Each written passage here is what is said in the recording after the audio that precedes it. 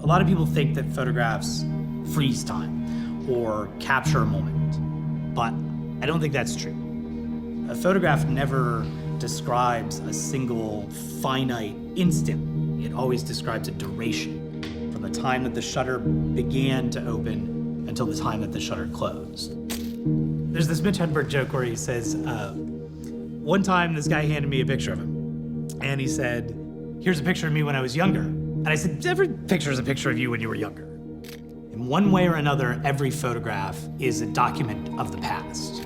It can never represent anything else. And so that's what I mean when you say, like, the camera sort of affords an opportunity to time travel because it allows you to reach into the past and extract a piece.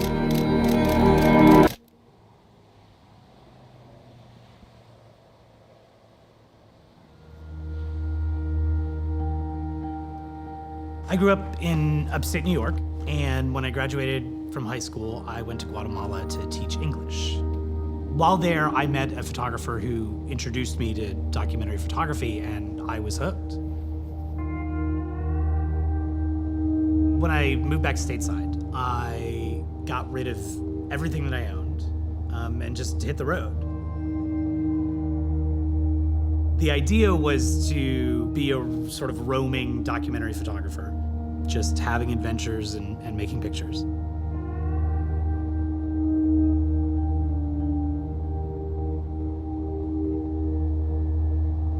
I had everything I owned in one backpack. My cameras, my negatives. Hey, excuse me. Sir. Hey, you gotta help me, man. You really gotta help me. Two con men, I guess, figured I was an easy target. So while one of them distracted me, the other rifled through my tent and took that backpack with everything I owned in it.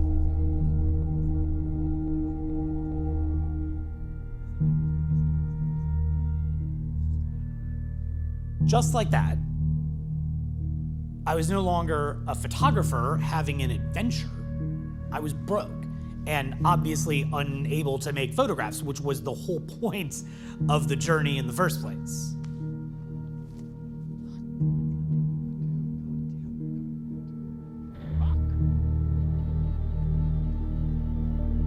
I absolutely could have called home for help at any point.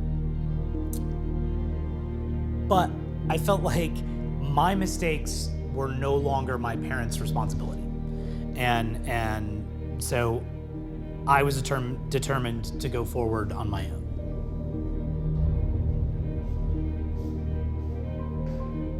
My first night sleeping on the street was terrifying. I found a public restroom and just locked myself inside. I unrolled the little blanket I had with me and slept on the floor.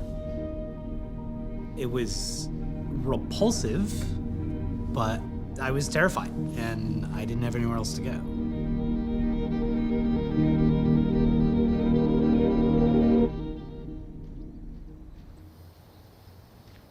I made my way from Florida to Texas. I had eventually landed here in Austin. At the time, I was pretty much doing whatever I had to survive, and that included sleeping wherever I could find shelter. Today, when I tell people I used to be homeless, they generally can't believe it. There's this assumption that all homeless people are drug addicts or mentally ill. But like most other homeless people, I wasn't. I was just desperate. I worked as a day laborer, but that only paid about $40 a day. Not nearly enough to rent an apartment or even get a hotel room for the night.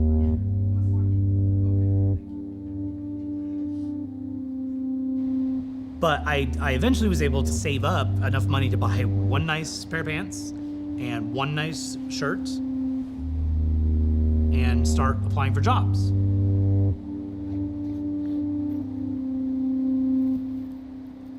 And I did land a job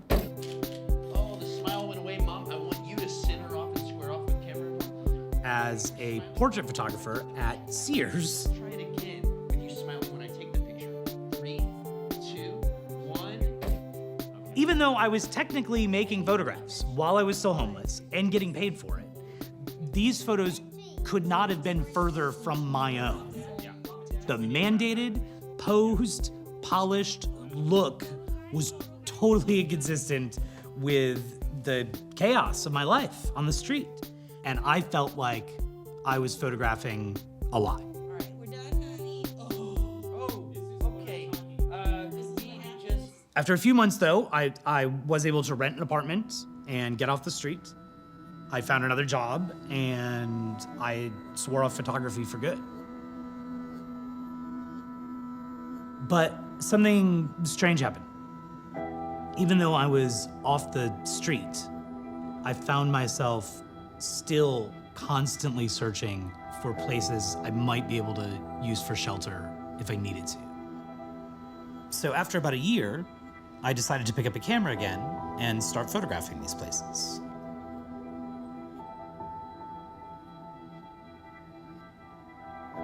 The images are unbalanced, they're split down the middle, they're fractured, and that's how I felt when I was homeless. The photos are disorienting, and you can't tell where you are or how you got there. I wasn't interested in what those spaces looked like. What I wanted to convey is what it felt like. The sensation of lying under a bridge or sleeping next to a building. Before long, I had enough pictures to make a series, and I called it The Small Corners of Existence.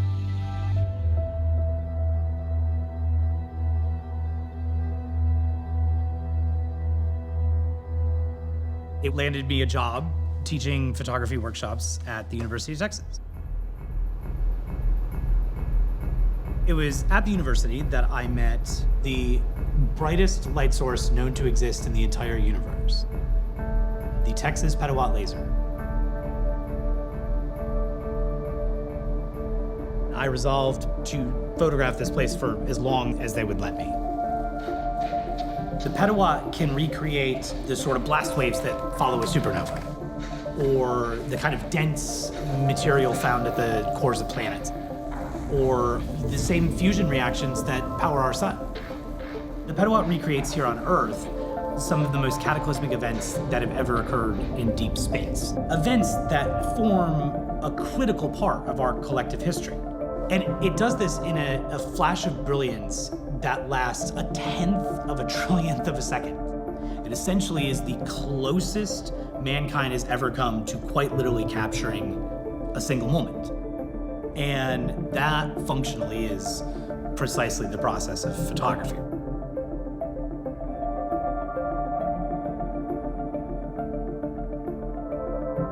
I called this series The Superlative Light.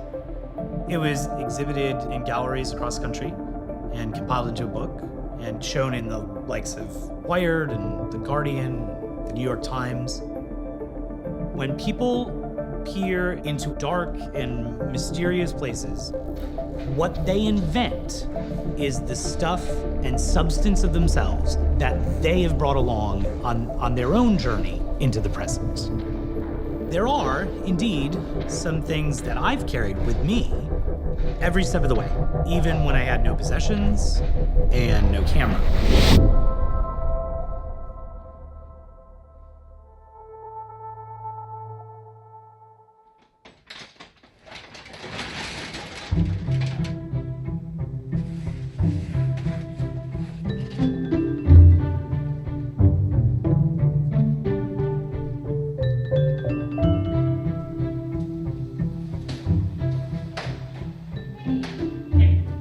So this is our very first house, and we're moving in today. You remember this?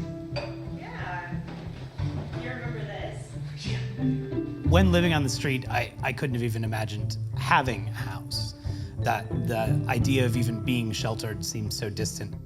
I am definitely less concerned about this place evaporating before my eyes, as I have been with pretty much every other shelter I've had. Certainly since I've known you. Yeah, and probably since I was no longer homeless. but I still sometimes find myself taking note of places that might serve as a bit of ad hoc shelter. Hey, babe. That looks great there. Does it? It does. So, I'm working on a new photo project. Quiet everyone for rehearsal? Yeah. Action on rehearsal.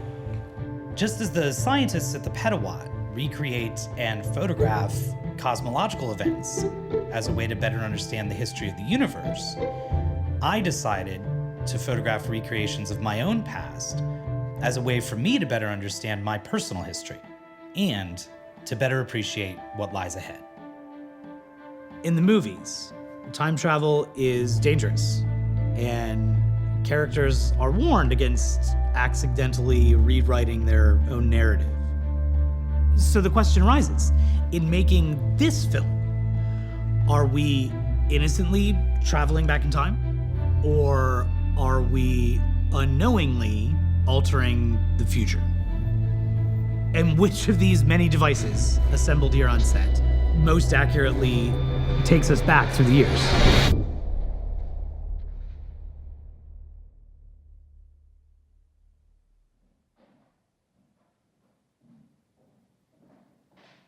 The rest of that Mitch Hedberg joke goes, one time this guy handed me a picture of him, and he said, here's a picture of me when I was younger.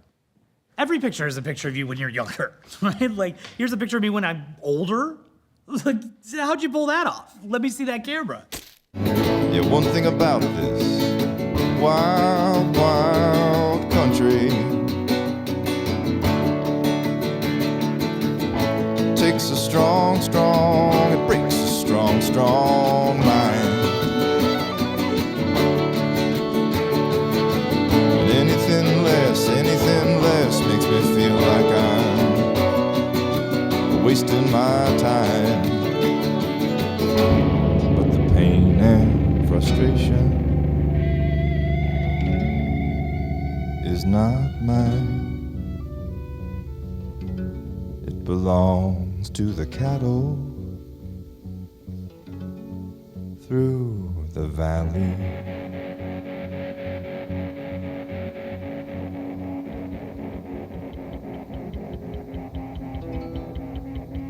When my cattle turns on me, I was knocked back flat.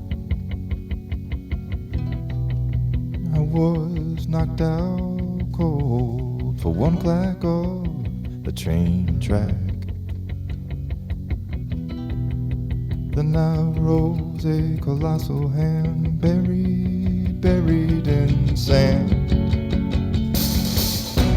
I rose like a drover, for I am in the end a drover.